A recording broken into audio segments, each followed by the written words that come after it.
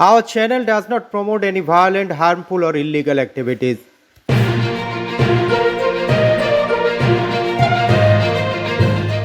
আগামী 9ই আগস্ট আরজিকর কাণ্ডের 1 বছর পূর্ণ হচ্ছে, কিন্তু 1 বছর পূর্ণ হলেও এখনও তাদের মেয়ের খুন ও ধর্ষণের সুবিচার পায়নি বলেই দাবি করেছেন অভয়ার পরিবার। তাই আগামী 9ই আগস্ট আবারও নবান্ন অভিযানের ডাক দিয়েছেন তারা। যদিও এই অভিযান ঘিরে আদালতে মামলা দায়ের করেছেন এক হাওড়াবাসী। এই দোলাচলের মধ্যেই নবান্ন অভিযান নিয়ে আক্ষেপের সুর শোনা গেল অভয়ের বাবার গলায়। শুধু ব্যারিকেড দেওয়া নয়, একটা ফোন এসেছিল হেয়ার স্ট্রিট থানার পরিচয় দিয়ে, আমরা কেন ব্যানার লাগাচ্ছি। তখন আমার একটাই যুক্তি ছিল যে এই ব্যানার যে লাগানো হচ্ছে, আজকে হজ যাত্রা কবে শেষ হয়েছে, তার যে একটা ব্যানারগুলো এখনও এয়ারপোর্টের রাস্তায় আমরা প্রতিদিন যখন যাতায়াত করি দেখতে পাই। কিন্তু আমরা এখন নবান্ন অভিযান 9 তারিখ, তার আগে আমরা পোস্টার লাগাচ্ছি বলে উনি আমাদের পোস্টার লাগাচ্ছি কেন কৈফিয়ত চাইছেন, বলে যারা লাগাচ্ছি খুব খারাপ করছেন। সেটা আপনি খারাপ, আপনার যা করার করুন, আমাদের কিছু করার নেই। অন্যদিকে নিজের মেয়ের উপর ঘটে যাওয়া এত বড় ঘটনার সুবিচার না পেয়ে মুখ্যমন্ত্রীর সদিচ্ছার অভাবকেই দায়ী করলেন নির্যাতিতার মা। উপরে আমাদের স্বাস্থ্যমন্ত্রী, আমাদের পুলিশ মন্ত্রী সবাইকে থ্রেট দিয়ে সমস্ত অন্যায় কাজগুলো করান, আর যারা সেটাতে প্রতিবাদ করতে যায় তাদেরও উনি থ্রেট দেন। গত মঙ্গলবার কোচবিহারে এসপি অফিস ঘেরাও অভিযানে এসে খাগড়াবাড়ির কাছে তৃণমূলের কর্মী সমর্থকদের প্রবল বিক্ষোভের মুখে পড়েন রাজ্যের বিরোধী দলনেতা শুভেন্দু অধিকারী। ইট পাথর ছোড়া হয় তার গাড়িতেও। গতকাল থেকে শুভেন্দু সুদ ছড়িয়ে আসছিলেন যে উত্তরবঙ্গ উন্নয়ন মন্ত্রী উদয়ন গুহের প্রচ্ছন্ন মদতে বাংলাদেশি রোহিঙ্গারা তার উপর আক্রমণ করেছে। আর তারপরেই কোচবিহার জেলা পুলিশ সুপার, কোচবিহার কোতোয়ালি থানা এবং ঘোষকাডানা থানায় একযোগে মন্ত্রী উদয়ন গুহ সহ 41 জনের নামে অভিযোগ দায়ের করেন বিজেপি নেতা শুভেন্দু অধিকারী। তারই পাল্টা প্রতিক্রিয়ায় কটাক্ষের সুরে উদয়নের দাবি, আমার নামে এফআইআর হবে এটাতে অবাক হয়নি। গতকাল থেকে শুভেন্দু বলে আসছিল আমি নাকি রোহিঙ্গাদের দিয়ে আক্রমণ করিয়েছি, কিন্তু অভিযোগপত্রে তো একজন রোহিঙ্গারও নাম নেই। আমার নামে এফআইআর হবে সেটা আমি অবাক হইনি, কারণ ও তো প্রথম থেকে বলছে যে ও খুন হয়েছে। মানে ও খুন হয়েছে, ওর গায়ে একটা আঁচড়ও লাগেনি, ও খুন হয়েছে। শুধু খুনের চেষ্টাও না, বলছে খুন হয়েছে, ওকে খুন করেছি আমি রোহিঙ্গাদের নিয়ে, সাথে এসপিরও মদত ছিল। কিন্তু দেখা গেল এফআইআর হলো 41 জনের নামে, 1 নম্বর আসামি আমি। ঠিক আছে, এটা হওয়ারই কথা ছিল, হয়েছে। 20 জন মুসলিম ছেলে আছে, কারো বাড়ি শালমারা, কারো বাড়ি কালমাটি, কারো বাড়ি নাজিরহাট, ধুলিঘাটের একজন আছে, সে আবার রাজবংশী। কিন্তু এই যে 41 জন বললো, কালকে সাংবাদিকদের বলেছে, সাংবাদিকরাও আমাকে বললো যে 1500, আজকে সংবাদ পেপারে খবরের কাগজে আছে যে 1500 রোহিঙ্গাকে নেতৃত্ব দিয়ে উদয়ন গুহকে আক্রমণ করে। কিন্তু এফআইআর 41 জনের মধ্যে একটা রোহিঙ্গার নাম নেই কেন? ভিন রাজ্যে বাংলাভাষীদের উপর যেভাবে আক্রমণ হচ্ছে, তাতে বিজেপি ও আরএসএস বাংলা ভাষার অসম্মান করছে। এমনকি মানুষের মধ্যে ধর্ম, বর্ণ, ভাষা নিয়ে বিভাজনের বীজ ছড়িয়ে দিচ্ছে। বুধবার তারই প্রতিবাদে এসএফআইয়ের রাজ্য দপ্তর থেকে বর্ণ পরিচয় এবং সহজপাঠ কুরিয়ারের মাধ্যমে পাঠানো হলো বিজেপির সদর দপ্তরে। অভিনব এই প্রতিবাদ কর্মসূচির মাধ্যমে বাংলা ভাষার গুরুত্বকে তুলে ধরা হলো। বাংলা ভাষাকে প্রতিদিন অবমাননা করছে, অপমান করছে বিজেপির নেতারা, এখানকার নেতারাও, আবার ওদের সর্বভারতীয় নেতারাও। এবং সব মিলিয়ে আমরা দেখছি বাংলা ভাষা সম্পর্কে একটা ঘৃণার পরিবেশ, একটা অ্যাটমসফিয়ার অফ হেট্রেট তৈরি করা হচ্ছে গোটা দেশ জুড়ে, যার ফলে বাংলা ভাষাভাষী শ্রমিকদের ওপরে, গরিব মানুষ যারা, পরিযায়ী শ্রমিক যারা, তাদের ওপরে ক্রমাগত আক্রমণ হচ্ছে। এই জিনিস আমরা কোনো দিন দেখেছি যে একজন গরিব শ্রমিক সে বাংলা ভাষায় কথা বলে তাকে জেসিবিতে করে ছুঁড়ে ফেলে দেওয়া হচ্ছে বর্ডারের কাছে।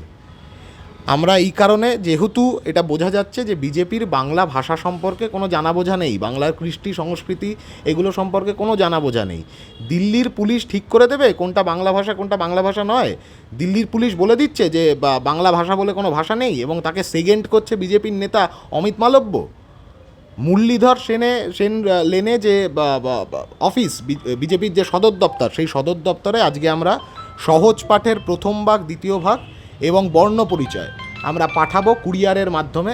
এবং সেই কুরিয়ারের মাধ্যমে যে খামে এই বইগুলি যাবে বিজেপির সদর দপ্তরে, সেই খামের ওপরে স্পষ্ট ভাষায় এটা লেখা থাকবে যে পড়ুন, পড়ান, জানুন বাংলা ভাষা কি, জানুন।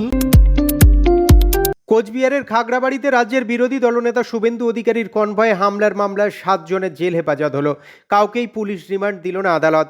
পুন্ডিবাড়ি থানায় করা এই মামলায় রঞ্জিত দে সহ 3 জনের পুলিশ রিমান্ড চাইলেও আদালত তা বাতিল করে দেয়। আগামী সোমবার এই 7 জনকে আবার আদালতে তোলা হবে বলে জানিয়েছেন আসামি পক্ষের আইনজীবী অর্থাৎ তৃণমূল নেতা নুরুল আমিন চৌধুরী। আজকে জেল হেফাজত মানে আজকে উনি আমাদের বেলের আবেদন রিজেক্ট করেছেন এবং উনি আপনারা জানেন যে শনিবার রোববার কোর্ট বন্ধ, আজকে বুধবার, বৃহস্পতি শুক্র শনি রবি কোর্ট বন্ধ। উনি সোমবার দিনই তারিখ ধার্য করেছেন। সোমবার দিন আমরা আবার ওনাদেরকে প্রবেশ করা হবে। এই 7 জনকে আমরা সেদিন আবার বেলমুখ করব। তৃণমূল স্তরে পরিষেবা পৌঁছে দিতে মুখ্যমন্ত্রী মমতা বন্দ্যোপাধ্যায় তার স্বপ্নের প্রকল্প পাড়ায় সমাধান ক্যাম্প চালু করার কথা ঘোষণা করেছিলেন, কিন্তু আদৌ কি মিটছে সমস্যার সমাধান? মালদার হরিশ্চন্দ্রপুর 1 নম্বর ব্লকের তুলসীঘাটার ছবিটা কিন্তু অন্যরকম। এই গ্রামেরই বাসিন্দা 64 বছরের কলিমুদ্দিন তার স্ত্রী এবং বিশেষভাবে সক্ষম ছেলেকে নিয়ে বাস করেন। 15 বছর আগে ভেঙে গেছে ঘর। সেই জরাজীর্ণ ঘরেই শাক পাতা খেয়ে কোনো রকমে দিন কাটান তারা। মেলেনি আবাস যোজনার ঘর, মেলেনি লক্ষ্মীর ভাণ্ডার, এমনকি বার্ধক্য ভাতাও। গ্রামের প্রতিবেশীরাও বলছেন এলাকার সবচেয়ে দুস্থ পরিবার তারাই। পাড়ায় সমাধান ক্যাম্পে গিয়ে সরকারি সাহায্যের আশায় অঝরে কেঁদে ফেললেন বৃদ্ধ দম্পতি, কিন্তু তাদের কথায় টনক নড়েনি বিডিওর। এই ঘটনায় প্রশাসন এবং তৃণমূলের জনপ্রতিনিধিদের ভূমিকা নিয়েই কটাক্ষ করলেন বিজেপি সভাপতি। আমি এইভাবে কমসে কম আজ 10-15 বছর ধরে উঠি। 15 বছর ধরে কমসে কম আমার বাড়িও পড়ে গেছে, বৃষ্টিতে বাড়ি পড়ে গেছে, আর ওই ভাঙা বাড়িতেই আছি। আপনারা গিয়ে দেখেন যে আমার অবস্থা কি আছে। ভাঙাচুরা বাড়ি পড়ে আছে, তাতেই আমি ওই প্লাস্টিক টেনে তাকি মেম্বাররা দেখছে, কোনো কাজ করে দিচ্ছে না। আমি বারবার দরখাস্ত করে। শুনুন, বিগত দিনে কি হয়েছে না হয়েছে আমি জানি না, কিন্তু বর্তমানে অবশ্যই আমাদের কাছে অভিযোগ আসলে সেটা আমরা খতিয়ে দেখব এবং তার পাশে সম্পূর্ণরূপে পাশে থাকার আমরা চেষ্টা করব এবং আমাদের যা যা সরকারি সুবিধা আছে তাকে পাইয়ে দেওয়ার আমরা ব্যবস্থা করে দেবো। আমাদের পাড়া আমাদের সমাধান যে করতে বসেছে তৃণমূল সরকারের তরফ থেকে, এটা রাজ্য সরকারের তরফ থেকে বলবো না, বলবো তৃণমূলের তরফ থেকে। তৃণমূল এই যে 2026-এ যে নির্বাচন, বিধানসভা নির্বাচন, এটাকে সামনে রেখে লোককে আবার নতুন একটা ভাওতা দিতে চলেছে। উত্তর 24 পরগনার বাগদার আউলডাঙ্গা খড়ের মাঠ গ্রামে 18টি পরিবার বাস করে। অতিবৃষ্টির কারণে গত 15 দিন ধরে জলমগ্ন পুরো গ্রাম। নৌকা করেই যাতায়াত করছে গ্রামবাসীরা। বুধবার এই জলমগ্ন গ্রাম পরিদর্শনে যান বাগদার বিধায়ক মধুপর্ণা ঠাকুর এবং স্থানীয় পঞ্চায়েতের প্রধান সহ পঞ্চায়েতের অন্যান্য সদস্যরা।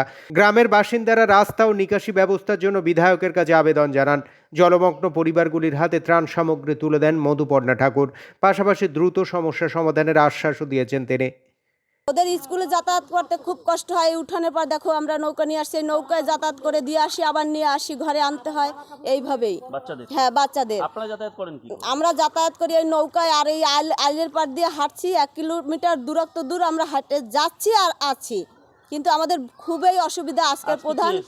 আজকের ওই বিধায়ক আসছে, এদের সামনে আমরা সব প্রকাশ করছি। এখন যদি এদের আশ্বাস আমরা পেয়েছি, এরা যদি আমাদের প্রতি কিছু করে। এটা রনঘাট অঞ্চলে খড়ের মাঠ। আজকে আমি এসছি এখানে। সত্যি বলতে আমি নিজেই হাঁটতে পারছিলাম না, এত রাস্তাটা খুবই খারাপ। আমি এখানে বাসিন্দার সাথে আমি কথা বলেছি, 16 থেকে 18টি পরিবার এখানে থাকে। আমি ওনাদের সাথে কথা বলেছি, প্লাস আমি যত তাড়াতাড়ি হোক প্রধানকে আমি বলবো লিখিত দিতে, যত তাড়াতাড়ি হোক আমি রাস্তাটা অন্তত আমি 26-এর আগে অন্তত আমি কমপ্লিট করতে পারি, যেন এরা ভালো করে হাঁটাচলা করতে পারে এবং থাকতে পারে এখানে।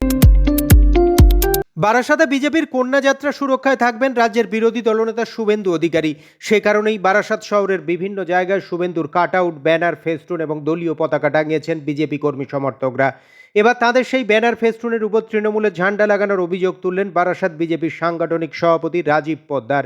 অন্যদিকে তাঁর এই দাবি নস্যাৎ করে দিয়েছেন তৃণমূল নেতৃত্ব। তাদের দাবি, বিজেপি নেতারা শান্ত জায়গা অশান্ত করতে আসছে, তাদের কাউকেই ছেড়ে কথা বলা হবে না। তৃণমূল কংগ্রেস এখন শুভেন্দু আতঙ্কে ভুগছেন।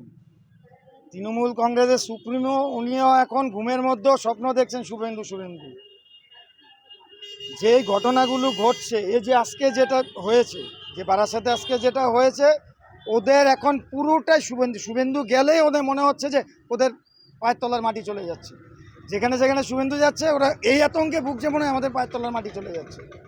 তার সেই চিন্তাভাবনা থেকে আজকে এই কাজ এগুলো এরা করে বেড়াচ্ছে। ওদের উপরে কোনো ফ্ল্যাগ লাগানো হয়নি। যারা বাংলা বিরোধী, যারা বাংলা ভাষা বিরোধী, তাদের বিরুদ্ধে আমরা আছি। সুতরাং তারা এখানে মিছিল করবে আর আমরা এখানে মনেভাবে শূন্য, তা তো হয় না। হ্যাঁ, যারা মানে তাদের বিরুদ্ধে আমাদের প্রতিবাদ। এই কাটাউটের কোনো ফ্ল্যাগ লাগানো হয়নি। ওরা মিথ্যে কথা বলছে, কারণ ওদের পায়ের তলার মাটি নেই, পায়ের তলার মাটি শেষ হয়ে গেছে। আর বাঙালি হয়ে বাঙালির নিন্দা, বাঙালি হয়ে বাংলা ভাষাকে নিন্দা। হ্যাঁ,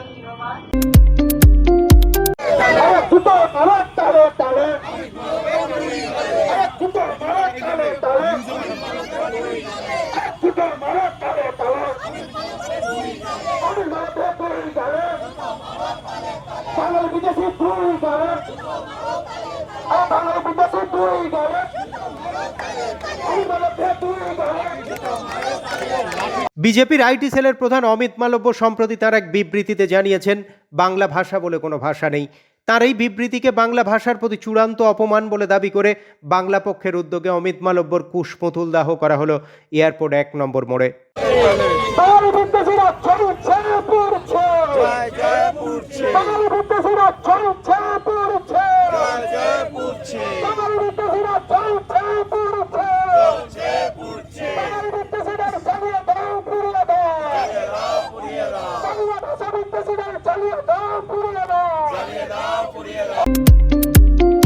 ভালোবাসার সম্পর্কের এক করুণ পরিণতি ধরা পড়ল উত্তর 24 পরগনার হিঙ্গলগঞ্জে। প্রাক্তন সেনাকর্মী নরেন নায়ক ভালোবেসে বিয়ে করেছিল 33 বছর বয়সী সুমিতা সরকারকে। সুখেই কাটছিল সংসার, কিন্তু এরই মধ্যে পরকীয়াতে আসক্ত হয়ে পড়েন স্ত্রী এবং আচমকাই একদিন নিখোঁজ হয়ে যান সুমিতা। খোঁজাখুঁজির পর নরেনবাবু জানতে পারেন অন্যত্র ঘর বেঁধেছেন তাঁর স্ত্রী। 3 বছরের দাম্পত্য জীবন ভেঙে যাওয়ার শোকে তাই জীবিত স্ত্রীর শ্রাদ্ধ করলেন তিনি। নিয়ম মেনে ছবি পুড়িয়ে পিণ্ডদান এবং যজ্ঞ করে জীবনের এক অধ্যায় শেষ করলেন হিঙ্গলগঞ্জের নরেন নায়ক। আমি ওকে ভালোবেসে বিয়ে করেছিলাম, 3 বছরের মতন হলো। কিন্তু মাঝে মাঝে এমন কিছু ঘটনা ঘটিয়েছে, বা হয়তো ও ভেবেছিল আমি আর্মি থেকে রিটায়ার্ড, প্রচুর টাকা পয়সা একটা পাবে টাবে, সেইটা মাঝে আমরা ঘুরেছি অনেক জায়গায়, যেমন মথুরা, বৃন্দাবন, দীঘা টিঘা ঘুরে আমি একটা প্রচুর ঋণদেনায় জড়েই গেছি। তো ওই জন্য হয়তো দেখলো না এখানে সুবিধা হবে না, সে তার নিজের রাস্তা বেছে নিয়েছে। তো নিজের রাস্তা যখন বেছে নিয়েছে, ভাবলাম এরকম তো বারবার ওরকম করা যায় না, তাই জীবন থেকে দূর করে দিলাম। অতিবৃষ্টির কারণে ফুলে ফেঁপে উঠেছে বীরভূমের কুয়ে নদী। নদীতে অতিরিক্ত জল বাড়ার কারণে জলমগ্ন লাভপুরের 15টি গ্রাম। কাঁদরকুলা থেকে বাঘসিনে যাওয়ার রাস্তা জলের তলায়। গত বছরের বর্ষায় বাঁধ ভেঙেছিল 3 জায়গায়। 2 জায়গায় ভাঙা বাঁধ মেরামত হলেও খাঁপুর গ্রামের কাছে বাঁধের ভাঙা অংশ আজও মেরামত হয়নি। এর জন্য প্রশাসনের গাফিলতিকেই দায়ী করেছেন গ্রামবাসীরা। এখন খুব ভয় অবস্থা। পরশু থেকে যা বাঁধটা ভেঙেছে, আমাদের খুব আতঙ্কিত আছে। মানে গ্রামে সব জল ঢুকে গিয়েছে, আর এই 10-20টা গ্রাম একবারে জলমগ্ন হয়ে গেছে। গরু বাছুর নিয়ে খুব কষ্ট, রুগী নিয়ে যেতে হয়েছে না, স্কুল বন্ধ হয়ে গেছে, এইসব নিয়ে খুব সমস্যা। যাতে বানটা হয়, আমাদের এই অনুরোধ। কলকাতার রাস্তা থেকে আবারও উদ্ধার এক বৃদ্ধার মৃতদেহ। চাঁদনি চক মেট্রো স্টেশনের কাছে একটি ভ্যান রিকশাতে পড়েছিল দেহটি। পরে বউবাজার থানার পুলিশ এসে দেহটিকে উদ্ধার করে ময়নাতদন্তের জন্য নিয়ে যায়। যদিও মৃত ওই মহিলার নাম পরিচয় কিছুই জানা যায়নি।